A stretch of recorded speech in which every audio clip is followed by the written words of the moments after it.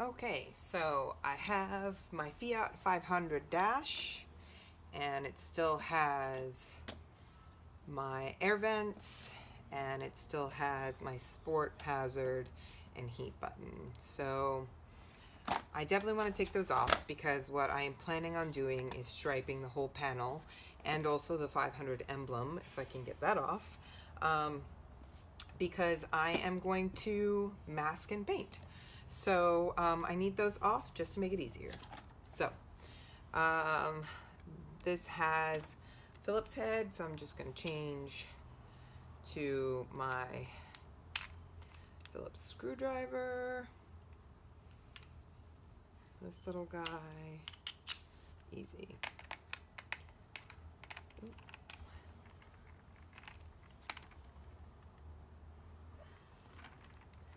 Sorry, in there a little tight. Needs a little bit of a thicker head though for the screwdriver. So let's make that happen. That one is about right. So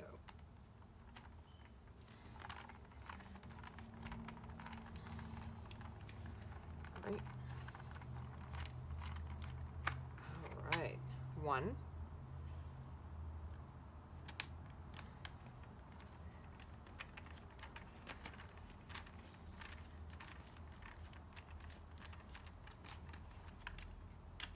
Two.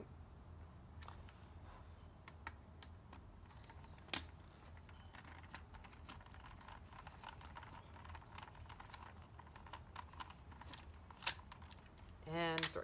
So you're learning along with me. So this little guy comes right out. Easy peasy. So yeah, this should get a cleaning too. So I'm just gonna put this off to the side. There. And then I still, oops, don't forget, you have a little washer here in place. So I'm just going to put this off to the side as well. All right, so here I want to remove my chrome trim. So these little guys are, I don't know if you can see them, but they're stuck in by little tabs. So I'll show you those as soon as I get that undone. So I'm just going to pry them open with my screwdriver from earlier with the masking tape on it. I'm just going to put some more masking tape on it so I don't ruin any of the trim. Maybe not because I don't have it handy.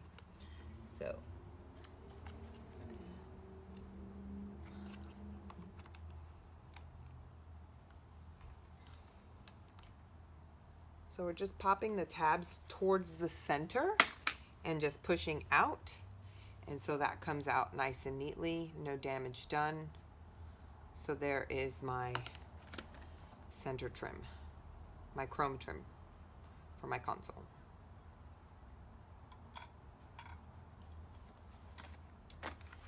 Same here. And it just takes one. So you take one, you pop it out, or I'm sorry, in to the center, oops, and down.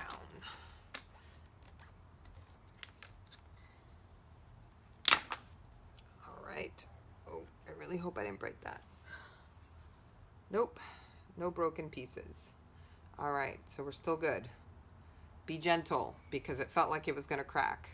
So, and it is hard plastic, so be very gentle. Okay, so this is for my heat. Put that back there. Not that it makes a difference because they're all the same, but gently push in and down and it pops right out. Third time's a charm. That was way better and way easier. But so that's done. So now all three pieces are out. So now I can tape over a mask because I'm going to have a lot of lines happening. So I can tape over a mask after I sand. So I wanted to make sure these were gone while I was sanding so I wouldn't include them in the paint. So that's done. All right, now moving on to this mamma jamma. Okay, so we're going back to, this looks like a torque screw. Okay, all right, So now I got that stuck. So great. Cool. So I'm going to be using an Allen wrench instead. I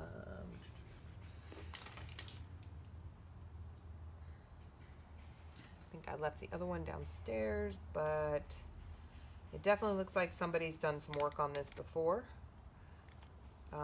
So I'm just going to be very gentle.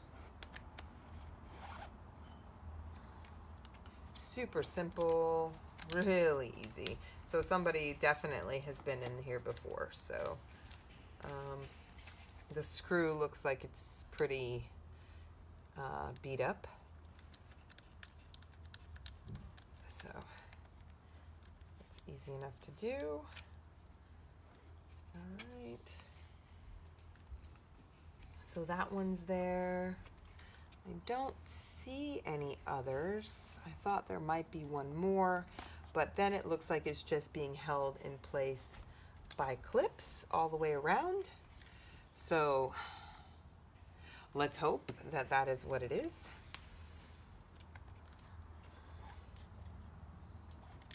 Yep, that's what it is. Okay, so we're gonna just take the clip, push it down a little bit. I don't know if you can see that. Maybe it's better on this side with the lighting, but take the clip down, push it in with your thumb, and you can feel it give and slide. Oh, well, there it goes. You can feel it give and slide, and boom, there we go. And it comes with the chrome piece, so you didn't have to mess with that, so that's nice. And voila. So I'm going to take this guy, put this guy off to the side, keeping all my screws together as well. This guy, I was kind of on forums trying to figure out how it was put into place. Now I know this comes off, right? Just in case you want to do like carbon fiber, or you want to get your own dash made, you can do fiberglass. You can use this as a fiberglass pattern for a new dash, which would be awesome. But I'm going to be using the existing one. So, and I know that you can just pop this guy off because it's just plastic welded, and you can kind of see where it's been plastic welded. So you should be able to pop off the plastic weld and adhere to your new piece if you did a carbon fiber or fiberglass. So I'm kind of hoping that I don't have to take this off to remove the 500, but it looks like I may have to, because it looks like it's maybe plastic welded. We're going to check it out. So what I'm going to do is, instead of removing this, because I really don't want to, is just kind of prying these little guys up and seeing what happens there. So I know in some of the tutorials, these little guys were made out of plastic. These guys are not. These little guys are metal. So I think what I'm going to do, because I don't want to pry too much, because I'm kind of using this for leverage and I don't want to do that, is I have these wire cutters that are kind of really small. I use them in jewelry making, but they help me do this. They're kind of small. Needle nose pliers will work as well.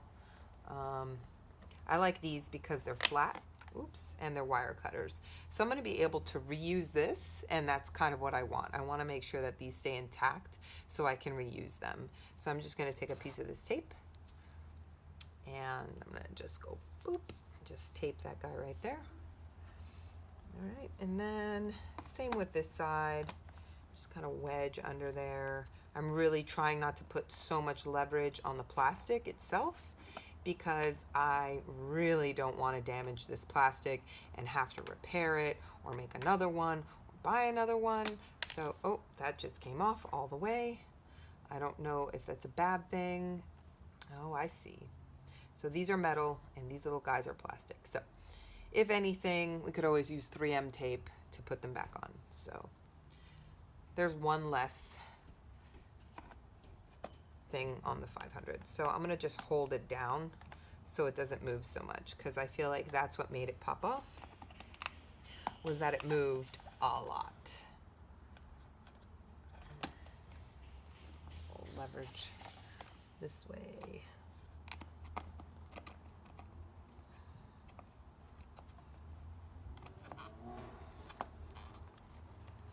And I'm really hoping that it's not going to be as difficult as I think it is to pry off the 500, because I really would like for that not to be there while I'm painting and have to mask around it. But if it has to be, then, I mean, you know, you figure it out. Okay, I officially hate these little things. This is probably the hardest part of this. And I'm really, it looks like, yeah, it looks like it could definitely, the 500 can come loose. So I'm pretty excited about that. So I'm just going to go over here and use this one. I'm not too concerned if I break these off, because again, I could just go and get some 5M tape and just put it in there. I mean, that really strong, thick 5M tape holds car parts to the outside of your car, so the inside of your car, it should work fine. You know, as long as you have hopefully a couple of these little guys, should be fine. Okay, that is an accident waiting to happen. So let's not do that with a sharp object in my hand, because I feel like that's, yeah, okay, you're going to watch me go to the hospital. So I broke off another one, not what I wanted to do. So hopefully you'll be more gentle and a little bit more patient, as I am not. The instant gratification thing, but all right, let's pray that we get this second one off intact, is what I would really like. Even if I did, oh, that feels like it's gonna break, but again, if it does, like I said before, I'm just trying to talk myself into the 3M situation, because I feel like that's what's gonna happen.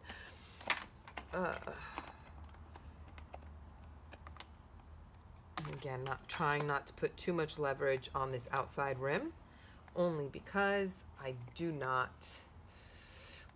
man, those little carpet screws were easier to get off than this thing. Holy crap. I feel like it's gonna break any second. Okay. I know there's a tool for this, so if you get the tool, it's gonna go easier for you. Oh, and okay, so that makes 3. Just pop them all off. So I am now going to use 3M tape. Ooh. So that makes that that makes that situation easy. I could have made it easier myself by just getting rid of all of them. All right, now with the tutorials that I've watched, it doesn't seem that difficult to get these off, but they are glued on. I don't know if you can see them kind of flexing.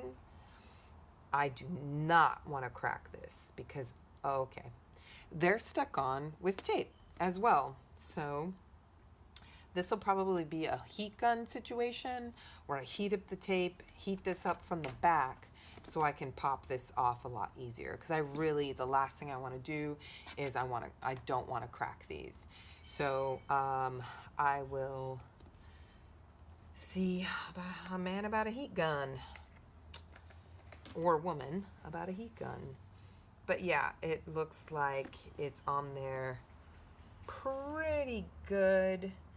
So at this point, I'm not going to mess with it, because I would hate for this to crack in the middle and you'd be able to see it, and then I'd have to replace it. So I'm going to stop here, but this is the trim off the dash. So that's that. That's going to stay on without these little tabs. So we'll get back to this, but I will start sanding. So it'll probably be sanded all the way up to here with a 600 grit, just so that it has a nice bite to it. So when I do the clear coat and the metal flake, that it will hang on to this plastic piece. I'll do what I'll end up doing is I'll do an adhesion promoter because it is plastic. And then after I sand it, clean it, adhesion promoter, then cover it with clear, and then throw my plastic flake on it and then seal it with clear. So yeah, I will continue this once I get a heat gun in hand. All right, next, this guy. So this is our left side, so this is our driver's side. Trim. Should be pretty straightforward and easy as the last one. So metal tab, metal tab, metal tab. So I'm just going to press one down because that seemed to work on the other one, or press them both down. And so I'm pressing down and in, and moment of truth. Yay! That came out perfectly. So there's nothing, this was so easy. So there's nothing much else to do here other than sand with the 600 grit, adhesion promoter, clear, metal flake, clear, and then the fun begins with the masking for the Mexican blanket stripes. So that's the inside of the interior. Hope this helped.